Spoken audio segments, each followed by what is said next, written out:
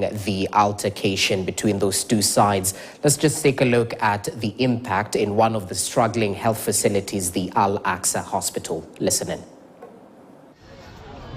Al-Aqsa Martyrs Hospital in Deir al-Balah is one of the few remaining medical facilities serving about half of the Gaza Strip's nearly 2 million people.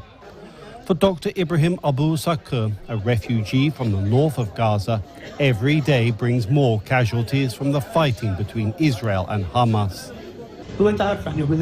It's wartime. The wounded are expected to come at any moment. Anything is expected. Problems and challenges, especially in the operating room. We are always thinking of how we could manage the situation with the larger number of injuries that could come every single hour. How and where to find a place for them and to treat them. Along with working to find beds for newly arrived patients, Abu Sakur is the hospital's head of general surgery. He starts his day visiting patients, among them Imam al-Rai. Her mother, Rida al-Rai, says her daughter lost her leg in an Israeli missile attack on their home and may need another surgery to save her other leg. Rida says a lack of medicine compounds her daughter's agony.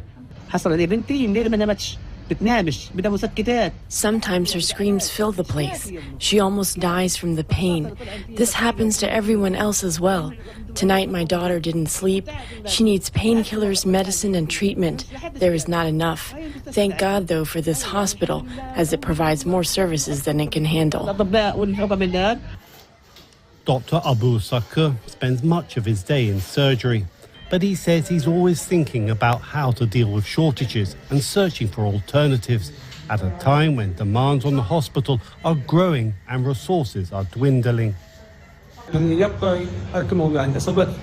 Lack of medical equipment is overwhelming the capacity of the hospital. Most surgical tools are almost non-existent. Asking for anything, the answer is always, we don't have it. There's none left. The condition in the hospital is indescribable, starting from the lack of medical supplies and surgical tools to the clinical capacity. After a day of performing surgeries, largely on the war wounded, Dr. Abu Sakur makes another round.